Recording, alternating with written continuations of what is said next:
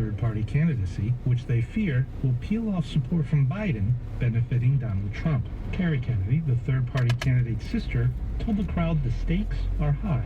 Donald Trump is running to take us backwards, attacking the most basic rights and freedoms that are at the core of who we are as Americans. Biden then talked about how his own political career was influenced by President John F. Kennedy and his brother Bobby Sr. I don't want to become emotional, but what an incredible honor to have the support of the Kennedy family.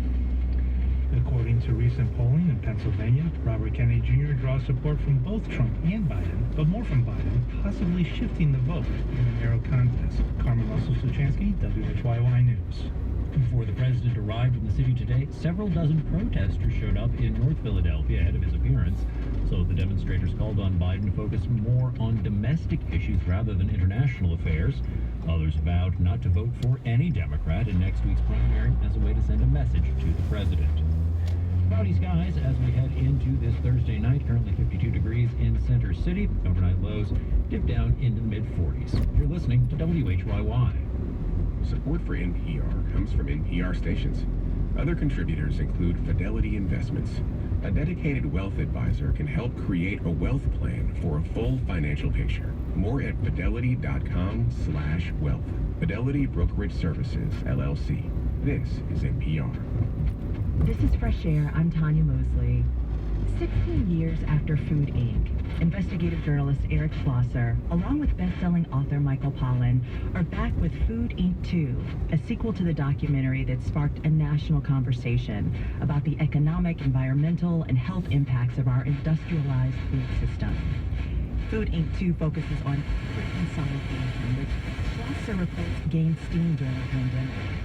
He's been working for years on a handful of companies now control our nation's food system, stifling competition since the great trusts and monopolies of the late 1890s. His latest article for The Atlantic, titled, "Do We Really Want a Food Cartel?" delves into how mergers and acquisitions have created a market that is inefficient, barely regulated, unfair, and even dangerous. Schlosser has written several books, including Fast Food Nation, Reefer Madness, and Command and Control. Eric Schlosser, welcome back to Fresh Air. Thanks for having me. Well, you and Michael Pollan initially didn't want to do a sequel to Food Inc., is that right? Yeah, I mean, we both have written about food and then moved on to other subjects, and, I like the film Food Inc. I think it had an impact, and I think it was very well done by the director, Robbie Kenner, and then the pandemic happened.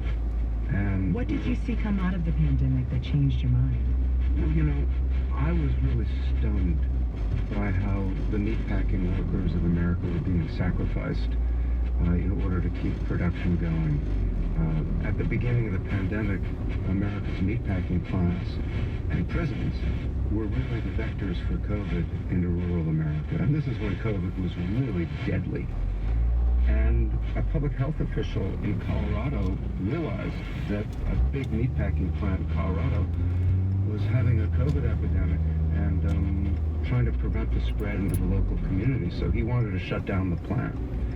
And then the meatpacking industry realized we don't want local health officials shutting down our plants. So they went to the Trump administration, and they got the Trump administration to write an executive order, issue an executive order, saying basically that local health departments could not shut down meatpacking plants, even if all the workers were getting COVID.